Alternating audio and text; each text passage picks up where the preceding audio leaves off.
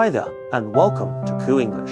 In this series, we explore the lives of amazing people and help you improve your English at the same time. Ready? Let's dive in. Franz Kafka, Education, Ideas, and Inner Conflict, Part 2. Chapter 1, University Without Certainty. In 1901, Franz Kafka entered Charles University in Prague. The decision itself was not born of passion. At first, he enrolled in chemistry, then briefly considered German studies before finally settling on law. The changes reflected not confusion alone, but pressure. Law promised stability, respect, and a future his father could approve of. Kafka did not object openly. He rarely did. Instead, he learned to compromise before the conflict even began. University life widened his world, but it did not simplify it. Prague's intellectual circles exposed Kafka to new ideas, political debates, and cultural movements that questioned authority rather than submitting to it.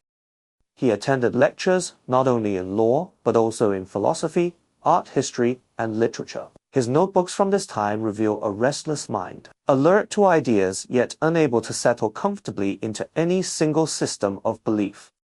Law studies themselves felt abstract and impersonal. Kafka understood the logic, passed his exams, and fulfilled the requirements, but the subject deepened his sense of distance from real life. Legal language spoke of responsibility, guilt, and judgment in ways that felt strangely familiar, yet emotionally empty. Later, these concepts would return in his writing, transformed into symbols of unseen power and endless procedure.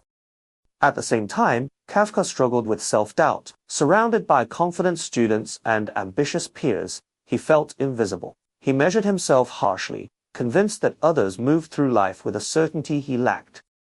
Chapter 2. Friendship, Literature, and First Voices. One of the most important encounters of Kafka's life occurred during these university years, his friendship with Max Brod. Brod was energetic, confident, and openly enthusiastic about literature.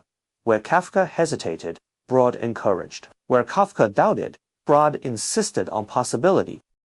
They met in 1902 and quickly formed a bond that would last until Kafka's death. Brod recognized Kafka's literary talent early, long before the wider world did.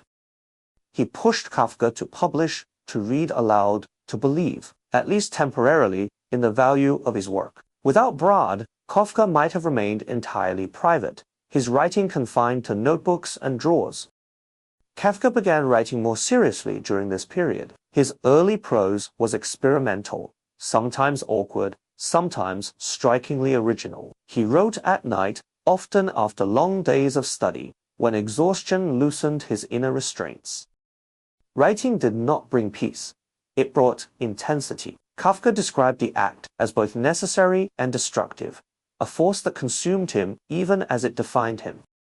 He also read widely. Writers such as Dostoevsky, Flaubert, and Nietzsche left deep impressions. From them, Kafka absorbed the idea that literature could explore inner conflict, moral ambiguity, and psychological depth without offering clear answers. These works did not resolve his doubts, they gave them form.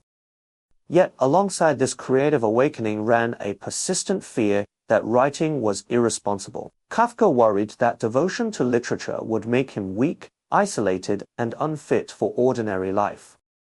His father's voice echoed in these fears, even when Hermann was not present. The struggle was no longer external, it had become internalized. Chapter 3. The Divided Self.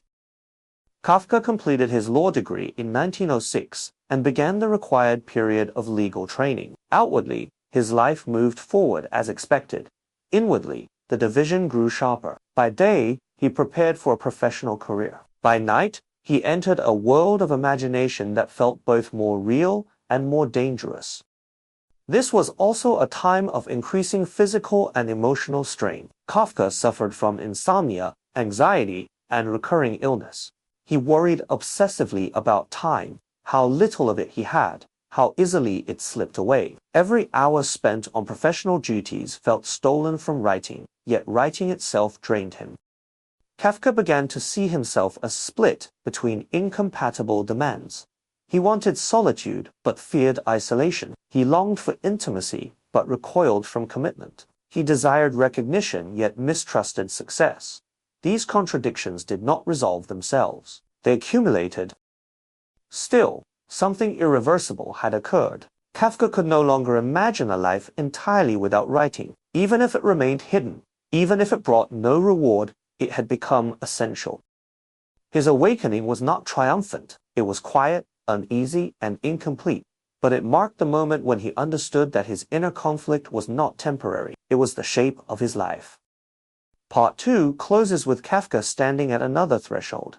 Education has given him language and companions, but not clarity. The tension between duty and desire now defines his days. In the next part, this tension will erupt into crisis, struggle, and the beginnings of recognition. Thanks for learning with Ku English. Don't forget to like, share, and subscribe. Until next time.